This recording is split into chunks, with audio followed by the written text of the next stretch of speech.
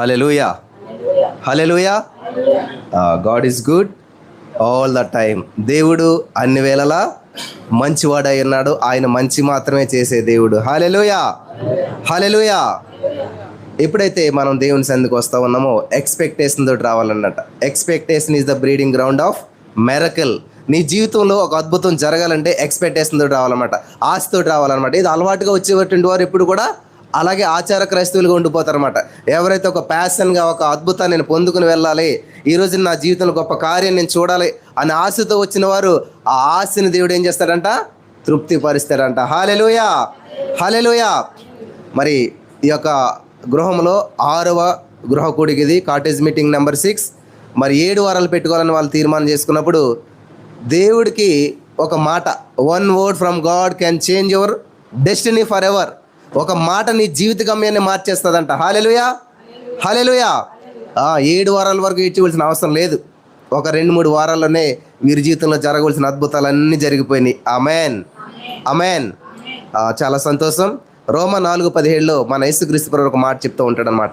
మన దేవుడు ఎటువంటి వాడంటే లేని వాటిని ఉన్నట్టుగాను మృతులను సజీవులుగాను పిలిచేటువంటి దేవుడు. హల్లెలూయా, స్తోత్రం దేవా. ఈ యొక్క గృహ కూడిక ద్వారా నీ నామానికి మహిమ, వచ్చిన వారందరికీ ఆశీర్వాదం. మరి ఈ గృహస్థులకి గొప్ప మేలును చేసినందుకు నీకు వందనాలు. రోమా 8:28 ప్రకారం సమస్తము సమకూడి నిన్ను ప్రేమించే వారికి మేలుకరంగా, దీవెనకరంగా, ఆశీర్వాదకరంగా చేసినందుకు నీకు వందనం చెల్లిస్తూ నజరేయుడైన యేసుక్రీస్తు నామములో ఈ యొక్క వర్తమానం ద్వారా అనేక హృదయాలు కదిలించబడి ఆత్మతో సత్యంతో నింపబడి అద్భుతాలు స్వతంత్రించుకుంటూ సహాయం చేసినందుకు వందనం చెల్లిస్తూ ప్రార్థించి నమ్మి పొందుకుని ఉన్నాం తండ్రి. ఆమేన్. హల్లెలూయా, హల్లెలూయా. మానవ జీవితంలో అత్యంత ప్రాముఖ్యమైనటువంటిది క్రైస్తవునికి ప్రార్థన ఊపిరి లాంటిది అనమాట, ప్రాణం లాంటిది అనమాట. ఆ ప్రార్థనే ప్రాణం సరిగ్గా లేదంటారు చాలామంది. అంటే ఏంటి, ఇంకా వాళ్ళకి ఏం చేస్తున్నారు ఏం అర్థం అవుతుంది అనమాట. మన ప్రార్థన సరిగ్గా లేకపోతే ప్రాణం సరిగ్గా లేనట్టు అనమాట. సో ఇంతకాలం మన జీవితంలో ప్రార్థన విధానం అంతా ఎలా నడిచిందంటే ఏది కావాలంటే మీరు అడగండి అడగండి అంటుంటారు. అడుక్కున్నోడు చూడండి జీవితాంతం అడుక్కుంటాడు.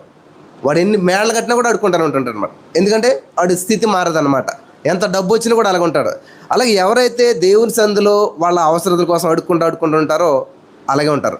మరి ఏం చేయాలి? దేవుడు నాకు ఇచ్చినటువంటి రెవల్యూషన్ బట్టి నేను ఏం చేశానంటే అడుక్కోవటం ఆపేసి అనుభవించడం ప్రారంభించండి. హల్లెలూయా, హల్లెలూయా. ఎవరు అనిపిస్తారు? ఇంకా అంత రిటైర్మెంట్ వచ్చిన వాళ్ళు ఏం చేస్తారు? ఇంకా అయిపోయింది అంతా. అక్కడి నుంచి ఏం చేస్తారు? జీవితం అంతా కూడా ఎంజాయ్గా ఉండాలి, పిల్లలతో మానవులతో హ్యాపీగా ఉండాలి, ఇంకా చేసింది చాలు అని ఏం చేస్తారు? అనుభవించడం ప్రారంభిస్తారు. హల్లెలూయా. మన దేవుడు అది చేశాడు. ఆయన నువ్వు నేను చేయవలసింది నరకానికి మనం పాత్రులం. ఆయన నరకానికి వెళ్ళాడు. ఇదే సిలువేసిన తర్వాత యేసు ప్రభువు అని చెప్పి అనుకుంటారు. నేను రీసెంట్గా గుడ్ ఫ్రైడేకి చాలా అద్భుతమైన వర్తమానం చెప్పాను. యేసుక్రీస్తు ప్రభువు నరకానికి వెళ్ళారు. ఆ నరకంలో ఏం చేశారు, ఆ నరకంలో 7 మాటలు పలికారు. ఇవన్నీ చాలా అద్భుతమైన విషయాలు అనమాట. ఇలాగా మనం అనిపించవలసిన శిక్షణ ఆయన అనుభవించాడు. గలతీ 3:13 ప్రకారం ధర్మశాస్త్ర సంబంధమైన ప్రతి శాపం నుంచి మనలను విమోచించేశాడు. ఎప్పుడు? 2000 సంవత్సరాల క్రితం. కానీ ఇప్పుడు ఏమంటాం? మనం శాపం కింద ఉన్నాం, పాపం కింద ఉన్నాం. సత్యం తెలియలేదు కాబట్టి ఇంకాను మనం పాపం కింద శాపం కింద ఉన్నట్టు మాట్లాడుతూ ఉంటున్నాం. సత్యం తెలిసిన వాళ్ళు ఏమంటారు? I'm rich, I'm blessed, I'm more than conqueror. హల్లెలూయా. నేను పరిశుద్ధుడిని. ఎలాగంటే నువ్వు చేసిన క్రియలను బట్టో, నువ్వు చేసిన దాన ధర్మాలను బట్టో, అన్నదానం బట్టో, వస్త్రదానం బట్టో, విద్యాదానం బట్టో నువ్వు నీతిమంతుడు కాలేదు. ఆల్రెడీ ఆయన నీతిమంతుడు. ఆయన బిడ్డలు కాబట్టి మనం నీతిమంతులు అయ్యాం అంతే. ఆమేన్, హల్లెలూయా. యోహాను సువార్త 1:12 ప్రకారం ఎందరూ ఆయన యందు విశ్వాసం ఉంచారో వారందరూ ఆయన బిడ్డలగుటకు అథారిటీ, అధికారం, పవర్ ఇస్తా ఉన్నాడు ఆయన. కాబట్టి మనం ఎక్కడున్నాం? ఇప్పుడు అధికారంలో ఉన్నాం, పవర్లో ఉన్నాం. అధికారులు ఏం చేస్తారు? శాసనాలు చేస్తారు.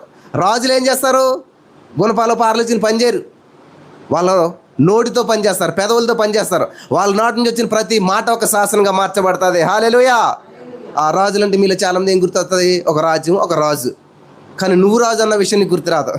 పేతురు గారు అంటాడు అనమాట. అందుకని ఏమన్నాడు? మీరంతా రాజులైన యాజక సమూహము, మనమంతా రాజులైన యాజక సమూహము. ఈ మనసత్వం మనకి ఎప్పుడైతే వచ్చిందో రాజులాగా జీవిస్తాం. ఎవరైనా అన్నారు మిమ్మల్ని ఎప్పుడు? అన్నాను ఆడికేంటి వాడు రాజు, ఆడు కింగ్, ఆమెకేంటి అని అన్నారు ఎప్పుడు? అన్నాను అనరు. మనం ఛాన్స్ ఎప్పుడు కూడా అన్నాం. ఎందుకంటే ఎవరితో మాట్లాడినా మొట్టమొదటిగా మనం చెప్పేది ఏం తెలుసా? చాలా సమస్యల్లో ఉన్నాం, చాలా ఇబ్బందుల్లో ఉన్నాం, చాలా ప్రతికూల పరిస్థితుల్లో ఉన్నాం, చాలా లాసులో ఉన్నాం. గోతులో ఉన్నాడు, గోయితో ఇంకా గోతులకు పోతాడు. అందుకని అప్పులో ఉన్నవాడు ఇంకా అప్పు చేస్తాడు. ఎందుకంటే అప్పు నుంచే మాట్లాడతాడు ఎప్పుడు కూడా. మరి ఏం చేయాలి? నీ దగ్గర లేని దాని గురించి మాట్లాడాలి, నీకు కావాల్సిన దాని గురించి మాట్లాడాలి. ఈ సత్యం నేను తెలిసినప్పుడు నుంచి చెప్తుంటే దాన్ని కొంతమంది పట్టుకున్న వాళ్ళు అద్భుతమైన ప్రకాశవంతమైన జీవితాన్ని స్వతంత్రించుకుంటూ ఉన్నారు. హల్లెలూయా, హల్లెలూయా. దేవుడు ఇవ్వాల్సింది చేయవలసింది ఎప్పుడో చేసేసాడు. యోహాను సువార్త 17:4 ప్రకారం యేసుప్రభువు చెప్తున్నాడు, ఈ లోకంలో తండ్రి నాకు నీవు భూమి మీద అప్పగించిన పని అంతా కూడా నేను సంపూర్ణంగా నెరవేర్చి నేను మహింపరిచేశాను. కంప్లీటెడ్. ఆమేన్. మరి మన ప్రార్థన ఏంటి? ఈ దేవా, చేయి దేవా, రా దేవా, కావాలి దేవా, ఇవ్వాలి దేవా. ఏం కావాలి, ఏమి ఇవ్వాలి అని ఏమైనా అన్కంప్లీట్ పని చేస్తాడా? ఇన్కంప్లీట్ పని ఏమైనా ఉంటుందా? మన ప్రార్థన ఇన్కంప్లీట్గా ఉంది కాబట్టి ఫలితాన్ని అనుభవించలేకపోతున్నాం. ఎప్పుడైతే సత్యం తెలిసిందో సర్వసత్యంలోకి మనల్ని నడిపించే పరిశుద్ధాత్మ దేవుడి సహాయంతో నువ్వు స్వచ్ఛమైనటువంటి జీవితాన్ని, అద్భుతమైన జీవితాన్ని జీవిస్తావు. హల్లెలూయా. మొట్టమొదటి మనిషితో దేవుడు పలికిన మాట ఏంటి తెలుసా? ఆదికాండం 1:26 దేవుడు చెప్తారన్నమాట, వారిని ఆశీర్వదించి. ఫస్ట్ ఏం చేయడానికి దేవుడు? బ్లెస్సింగ్. బ్లెస్సింగ్ చెప్తే ప్రాస్పరిటీ స్పీకర్ అని చెప్పి ఒక ముద్ర వేసి పక్కన నెట్టేస్తుంటారు చాలామంది. మరి ఎందుకన్నా నువ్వు రోజుకి 8 గంటలు పని చేస్తున్నావు అంటే డబ్బుల కోసం. చూసారా, మనిషి లేచినప్పుడు నీ పని చేస్తే ఎందుకోసం? డబ్బుల కోసం. కానీ డబ్బుల గురించి చెప్తే చాలా రాంగ్ అర్థం చేసుకుంటారు. ఏ పని చేయాలన్నా మనకు డబ్బులు కావాలి, కానీ డబ్బుల గురించి మాట్లాడితే పట్టించుకోరు చాలామంది. గమనించాలి ప్రియులారా, దేవుడు మనల్ని ఏం చేయడం? ఫస్ట్ ఆశీర్వదించాడు, బ్లెస్ చేశాడు అనమాట. యాకోబు ఆల్రెడీ ప్రేయర్ ఎందుకు చేశాడు? వాళ్ళ అన్న చంపేస్తున్న భయంతో మోకరించాడు, కానీ ఉద్దేశం పక్క వెళ్ళిపోయింది. నీవు నన్ను ఆశీర్వదిస్తేనే కానీ మన నుంచి కాపాడు, నాకు బాధ ఉంది, సమస్య ఉందని చెప్పుకోవాలి కదా. నిజంగా దేవుని కనెక్ట్ అయిన ఆలోచన మారిపోతుంది, ప్రార్థన మారిపోతుంది, పరిస్థితులు మారిపోతాయి. హల్లెలూయా, హల్లెలూయా. యాకోబు గారు నాకు చాలా ఆశ్చర్యం వేసింది చదువుతున్నప్పుడు. అందరూ గోజాడాడు అది అంటే ఎందుకు గోజాడాడైనా? వాళ్ళ అన్న కోసం భయంతో కాదు, మోకరించింది అదే ఉద్దేశం. కానీ మోకరించిన తర్వాత పరిస్థితి మారిపోయింది, ఆలోచన మారిపోయింది. నిజంగా ఎవరైతే దేవునికి కనెక్ట్ అవుతారో, నిజంగా ఎవరైతే దేవునితో అనుసంధానం అవుతారో వాళ్ళ యొక్క ఆలోచన మారిపోతుంది, ప్రార్థన మారిపోతుంది, పరిస్థితి మారిపోతుంది, జీవితం మారిపోతుంది. హల్లెలూయా. చూడండి, వాళ్ళ అన్న టాపిక్ వచ్చిందా? ప్రార్థనలు ఎక్కడన్నా యాకోబుది అసలు లేదు. అది దేవా మా అన్న నుంచి కాపాడు, మా అన్నను చంపేస్తా వస్తున్నాడు అనే మాట లేదు. నీవు నన్ను ఆశీర్వదించి దేవా. హల్లెలూయా. ఎప్పుడైతే దేవుని చేత ఆశ్రయించబడ్డాడో వాళ్ళకి శత్రువు ఏమంటాడు? ఒకని ప్రవర్తన యెహోవాకు ప్రీతికరమైనప్పుడు వాని మిత్రులు సహా శత్రువుని సహా మిత్రులుగా మార్చేస్తాడంట. అప్పుడు దాకా వాళ్ళ అన్న శత్రు, అప్పుడు ఏమైపోయాడు? హక్ చేసుకున్నాడు, ముద్దు పెట్టుకుంటున్నాడు, ప్రేమించడం మొదలు పెట్టాడు అనమాట. దేవుని చేత ఆశ్రయించబడినటువంటి వారిని ఏ సమస్య ఏలుబడి చేయలేదు. హల్లెలూయా, హల్లెలూయా. నువ్వు యాక్సెప్ట్ చేయిందే చీమ కూడా దోమ కూడా ఇంట్లోకి రాదు. అంతే. ఇప్పుడు ఏం పెట్టారు? ఇక్కడ నెట్ పెట్టారు. అది ఉన్నంతకాలం ఏమైనా దోమ లోపలికి వస్తుందా? ఇప్పుడే ఓపెన్ చేశారు వాళ్ళు. ఏదైనా లోపలికి వస్తుంది, మనిషి కూడా లోపలికి వస్తాడు. అలాగే నీ ప్రమేయం లేకుండా సైతాన్ని గాడు కానీ దేవుడు కానీ ఏమీ చేయలేడు. వెంటనే ఒక వాడు ఫోన్ చేసింది నాకు, దేవుడి ప్రమేయం లేకుండా ఏం జరగదా? అవునమ్మా, మన ప్రమేయం లేకుండా ఏం జరగదు అన్నది. అవునన్నాను. మరి యోబు ఏం చేశాడు? ఎంత భక్తుడు భూమి లోకంలోను, మరిన్ని శోధనలు ఎందుకు వచ్చాయి? చాలామంది యోబుని దేవుడు శోధించాడు అనుకుంటారు. అంటైర్లీ రాంగ్ అనమాట. దేవుడు ఎవరిని శోధించడు. యాకోబు పత్రికలో ఉంటాడు. యాకోబు పత్రికలో దేవుడు ఎవరిని కూడా శోధించడం. మనుషుడు తమ సౌకి ఆశల చేత ఏడవబడి మరల కొల్పనబడి వాడినై శోధించబడతాడంట. మరి యోబుని ఎవరు శోధించారు చెప్పాలి? సతనా? దేవుడా? నీ ప్రమేయం లేకుండా దేవుడు కానీ దెయ్యం కానీ ద్వారం తెరవరు, రాలేరు లోపలికి. యేసుప్రభు కూడా అంటే ఏం చేస్తాడు? డోర్ తాడతాడంట. అప్పుడు నువ్వు తలుపు తీస్తే లోపలికి వస్తాడు. సైతాన్ గారు కూడా అంతే వెయిట్ చేస్తాడు, ఎప్పుడు నువ్వు డోర్ తీస్తావని.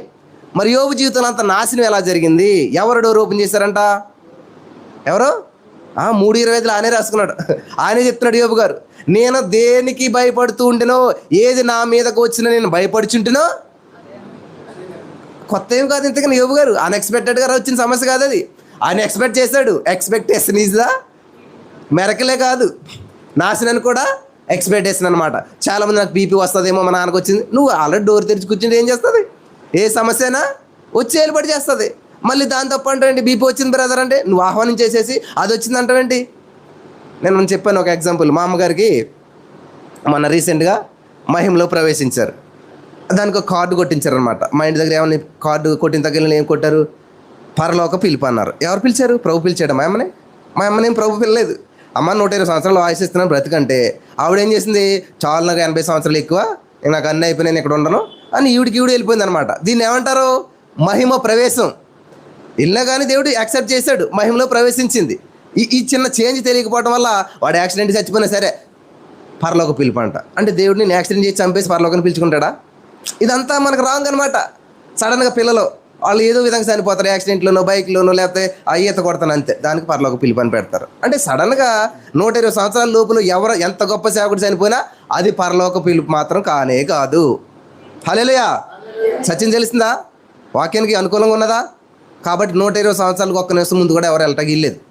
చెప్పాలి ఖచ్చితంగా, నేను మోసే వలె 120 సంవత్సరాలు కళ్ళద్దం లేకుండా, చేతిలో కర్ర లేకుండా ఆరోగ్యవంతుడిగా నేను జీవిస్తాను.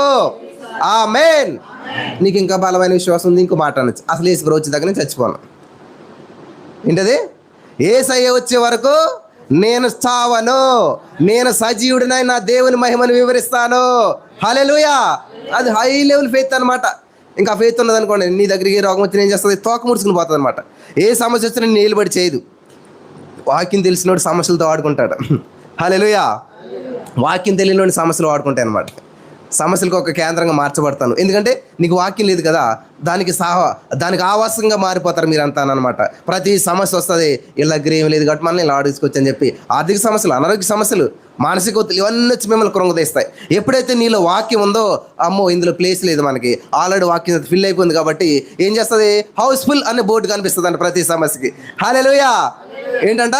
హౌస్ఫుల్. దేనితేట? వాక్యం చేత నింపబడ్డారు కాబట్టి ఇందులో మనకి ఎంట్రన్స్ లేదని చెప్పి ఏం చేస్తుంది? ప్రతి సమస్య యూ టర్న్ తీసుకుని ఇంకో ఇల్లు వెతుక్కుంటుంది. అలా కాకుండా మీ దగ్గర వచ్చేలేకి ఫుల్ ఏముంటుంది? మనకి నీట్గా అలంకరించి ఆకర్షణీయంగా దండబట్టికి రెడీగా ఉంటారు అనమాట. బీపీ కమాన్, షుగర్ కమాన్, ఆర్థిక సమస్యలు అన్నీ ఒకదంతా ఎన్ని వచ్చినా కూడా ఇంకా మనకి ఇది ఏమంటారు? సత్రం అంటారు కదా. అలాగే మన జీవితం ఒక సత్రంగా మార్చేసుకుని ఏ లేని సమస్య ఉండదు. లిస్ట్ ఇచ్చామనుకోండి, ఏదో కిరాణా షాపులకి వెళ్ళినట్టు, బీపీ ఉంది బ్రదర్, షుగర్ ఉంది brother, back pain, knee pain, headache, ఎంత లిస్టు! అసలు మెడికల్ లిస్టులోనే ఉండే మన జబ్బులు అన్నీ కూడా మన ఇంట్లో ఉంటాయి అన్నమాట. ఎందుకని నిలబడి చేస్తున్నాయి? యేసుప్రభువారు దెబ్బలు తినేసి ఆయన స్వస్థత ఇస్తే 2000 సంవత్సరాల క్రితం. ఇంకా నీలో రోగం ఉంది, శాపం ఉంది, పాపం ఉందని నువ్వు నమ్మి దాన్ని ఉంచుకున్నావంటే పొరపాటు ఎవరిది? మందే కదా. ఇప్పుడు మీరు హాస్పిటల్లో ఉన్నారు, మీ బిడ్డ ఏమో అమెరికాలో ఉన్నాడో, వాడు ఏం చేశాడు? ఫోన్ చేసి బిల్లు కట్టేయాడు. ఇంకా మీరు భయపడతా, అమ్మో డాక్టర్ వస్తాడేమో, బిల్లు కట్టాలేమో, ఏమంటారో ఏంటో అని మీరు భయపడుతుంది. దానికి అసలు ఏమన్నా అర్థం ఉన్నదా? నిజంగా నీ బిడ్డ నీకు బిల్లు కట్టాడని సత్యం నీకు తెలిసింది అనుకోండి, డాక్టర్ వస్తుంది ఏం చేస్తా? డాక్టర్ ఎదుగుండే ఇలా కాలు ఎగరేసుకుని వెళ్తాం అనమాట. ఎందుకని? నా బిడ్డ ఆల్రెడీ బిల్లు కట్టేయాడు. హల్లెలూయా.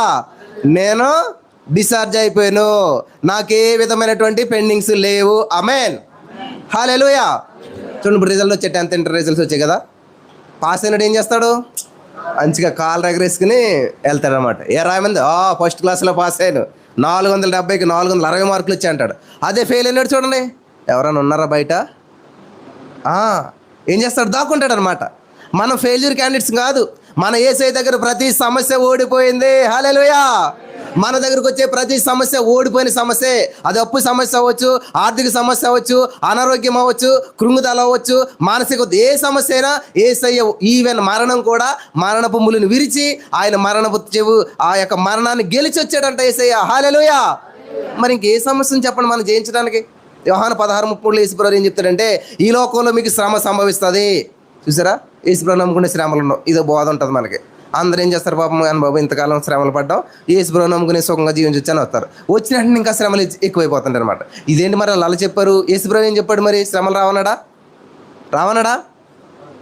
ఈ లోకంలో మీకు శ్రమలు వస్తాయి, మరి ఏం చేయాలంట? ధైర్యంగా ఉండు. హల్లెలూయా. ఎక్కడ కూడా శ్రమలు రావని చెప్పకూడదు. మనం ఎప్పుడు కూడా శ్రమలు వస్తాయి. మీ పిల్లలకి ఎప్పుడన్నా అమ్మ ఈ స్కూల్లో జాయిన్ చేస్తే మీకు పరీక్షలు ఉండవు అని అంటారా? పరీక్షలు లేని పాఠశాల ఏదైనా ఉంటుందా? చిన్నది కానీ, పెద్దది కానీ, గొప్పది కానీ, ఏసీ పాఠశాల లక్షలు కట్టింది, వేలు కట్టింది, ఏదైనా పరీక్ష లేని పాఠశాల ఉంటుందా? ప్రతి పాఠశాలలో పరీక్షలు ఉంటాయి. వాడు చిన్నోడైనా పెద్దోడైనా. పరీక్షలు వచ్చినప్పుడు మీరు ఏం చేస్తారు?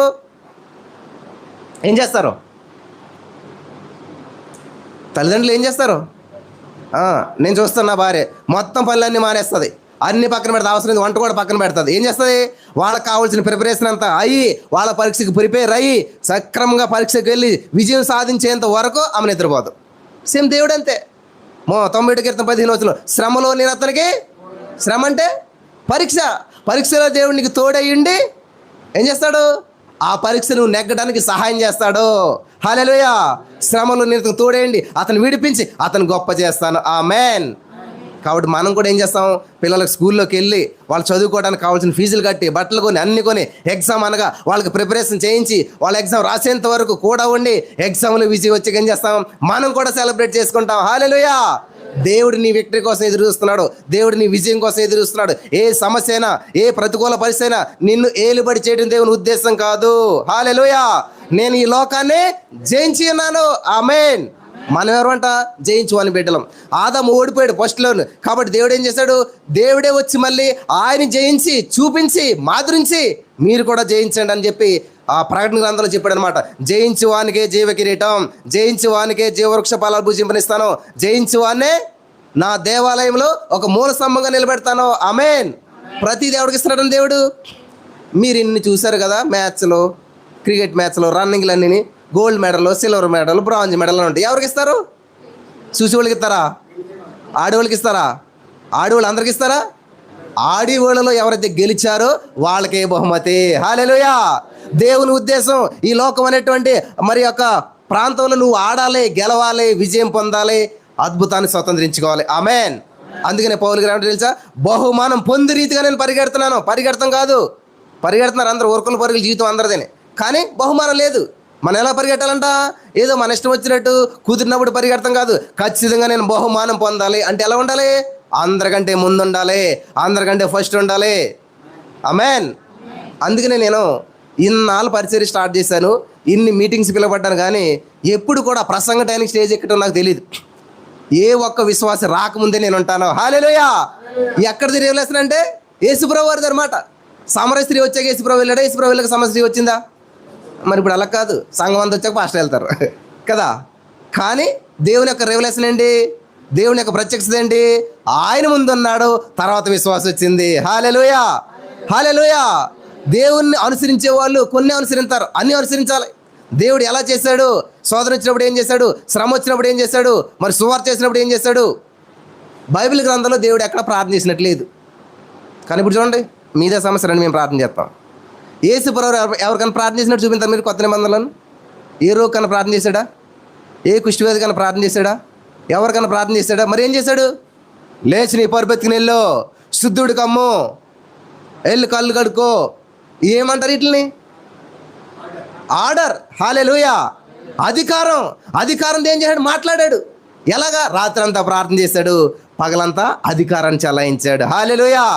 హల్లెలూయా. ప్రార్థన చేయకుండా ఏమీ జరగదు, కానీ ప్రార్థన రహస్యం, ఫలితం బహిర్గతం. ఆమేన్. చూడండి, చదువుకున్నాడు ఏం చేస్తాడు? నేనైతే డిగ్రీ వరకు దీపం మీద చదువుకున్నాను. మా ఊర్లో కరెంట్ రాలేదు అప్పటికి. ఆల్మోస్ట్ అంతా ఇంటర్మీడియట్లో ఉన్నది ఎంపీసీ కాబట్టి రికార్డులు రాయడానికి ఒక నైట్ రికార్డు రాయడానికి హాఫ్ లీటర్ కిరోసిన్ అయ్యేది మాకు ఆ రోజుల్లో. అలా చదువుకున్నాం. మాకు అప్పుడు పవర్ అంటే తెలియదు అనమాట. విన్నారా? కానీ మా ఫలితాలు స్టేజ్ మీద అందరి ముందు పిలిచి చప్పట్లు కొట్టి, చూసారా? కష్టం ఎప్పుడు కూడా చెట్టుకున్న వేర్లు ఎక్కడ ఉంటాయి? లోపల ఉంటే కనపడవు అసలేని.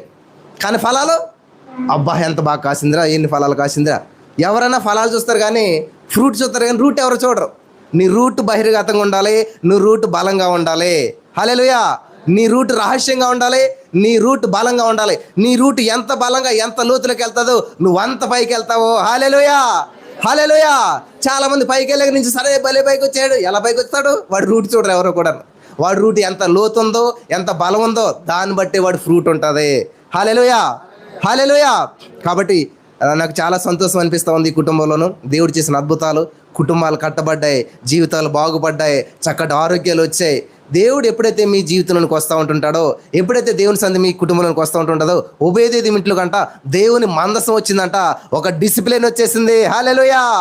ఎప్పుడైతే దేవుని మందసం అక్కడికి వచ్చిందో ఊహించిన ఆశీర్వాదాలు వారి జీవితంలో పొందుకోవడం వారు చూస్తూ ఉన్నారు. ఆమేన్. ఇది గమనించినటువంటి దావీదు నో నో నో నో, ఆశీర్వాదం అంత వాళ్ళే కాదు, నేను కూడా పొందుకోవాలి, నా ఇంటికి రావాలని చెప్పి ఆయనే ప్రత్యక్షంగా వెళ్ళి ఆ మందస్థాన్ని తన ఇంటికి ఆహ్వానించాడు. ఈరోజు నీ మాట్లాడుతున్న ప్రియమైనటువంటి సహోదరి స్నేహితులారా, ఏ ప్రాంతం నుంచి మీరు వింటున్నారో, ఎక్కడి నుంచి మీరు చూస్తున్నారో నాకు తెలియదు, కానీ దేవుని మందస్థాన్ని, దేవుని సన్నిధిని మీరు ఆహ్వానించినట్లయితే, అంటే ఏంటి బ్రదర్, మిమ్మల్ని మా ఇంటికి ఆహ్వానించాలా? నన్ను ఆహ్వానించమని చెప్పట్లేదు, దేవుని సన్నిధిని ఆహ్వానించండి, అద్భుతాలు మీ వెంట పడతాయి. ఆమేన్. మరి కుటుంబస్తులు చేసినటువంటి అద్భుతమైన కార్యాలు బట్టి నేను చాలా సంతోషిస్తూ ఉన్నాను. ఎప్పుడైతే ఇద్దరు ముగ్గురు నామాన్ని కూడి ఏకీభవిస్తారు వారి జీవితంలో అద్భుతాలు అన్నాడు. ఇద్దరు ముగ్గురు గంట మనం ఎక్కువగా కలిసి మరి ఈ విధంగా అర్ధగంట అవచ్చు, 5 నిమిషాలు అవచ్చు, 10 నిమిషాలు అవచ్చు చేసిన ప్రార్థన ప్రత్యేకమైనటువంటి బహుమతిని మీ జీవితంలోకి తీసుకుని వస్తుంది. ఈ మాటల ద్వారా పరిశుద్ధాత్మ దేవుడు మనల్ని బలపరచును గాక. ఆమేన్.